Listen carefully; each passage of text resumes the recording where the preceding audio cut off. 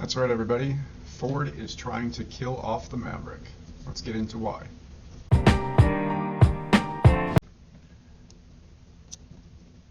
All right. So, what I have for you today is the ordering information for model year 2024.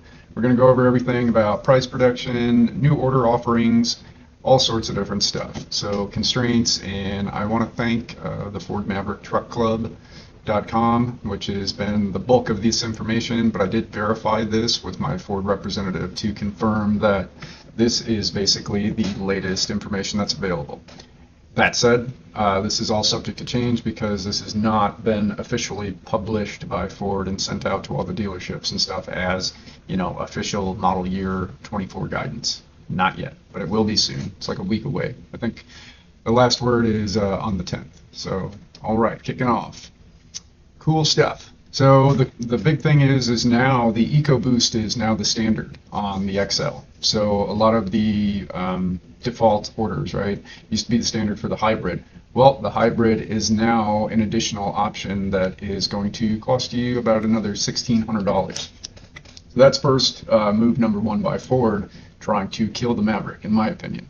So what's been going on is because of supply constraints, right? They can't build all of these hybrids, yet anywhere from 70 to 80% of the demand is for the hybrid. What do you do when you're at Ford in that situation? And not to mention, the competition isn't doing jack shit. Like, there's literally nobody competing with the Maverick. Santa Cruz to a tiny degree that basically doesn't even matter. So Ford has to lower this demand somehow, right?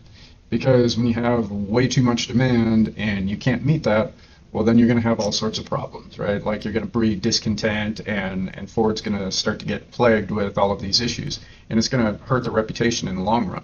So you really, really have to juggle that supply and demand situation, and this is what they're having to do with the Ford Maverick, right? And we're going to get into some more efforts of trying to kill the demand. But let's get into some of the cool stuff. So obviously now the drop-in bedliner, the module hard one, and I can tell you I have that in my Ranger. I would much prefer to have that as opposed to a spray-in bedliner, but that's now standard on the XLT luxury package.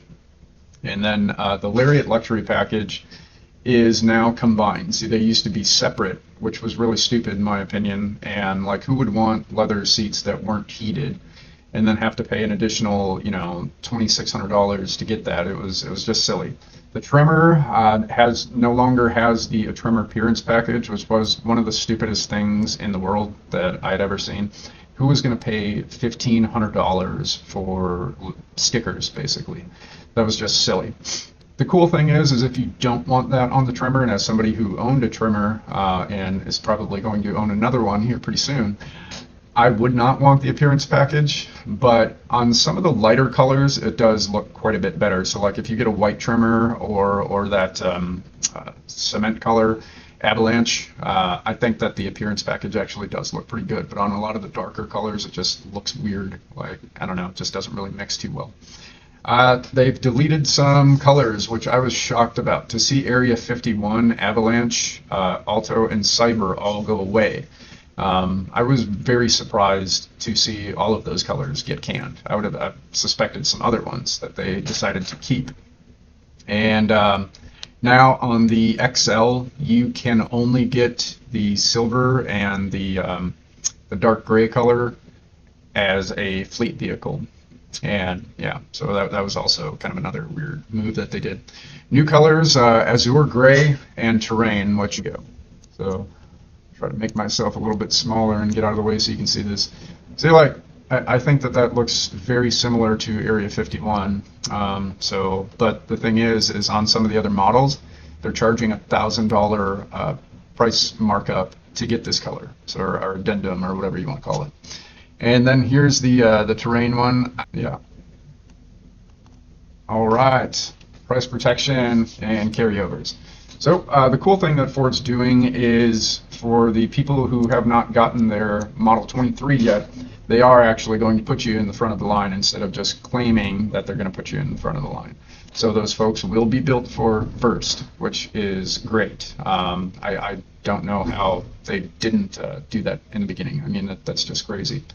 And they will have price protection, but you have to make sure that it is in your name. So don't, put it in your spouse's name or something like that, and then they're gone and can't be there, and then you're like, hey, because all that's going to do is give that dealership a loophole to steal that vehicle from you. And I know that there are many dealerships out there who will do that. Trust me.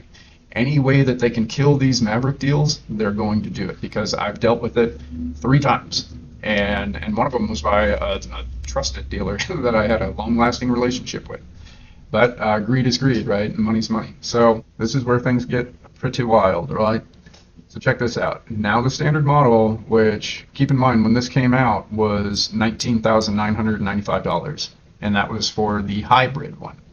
So in theory, right, the hybrid one has now gone up almost $7,000, which is just crazy to think, right? In 2 model years, it's gone up $7,000. So that is another major attempt for Ford to kill demand. So going through the list here, front-wheel drive, EcoBoost, $25,000. All-wheel drive XL is now $27,215, and to the best of my knowledge, these are not after destination prices. So going up into the XLTs, right, $27,000, $30,000 for the all-wheel drive. Lariat all-wheel drive gasoline, and this is where I think that you're going to start to really drop off sales-wise, is when you get into these higher trims. Granted, they've always been a little bit less, but I know a ton of people who've got Lariats.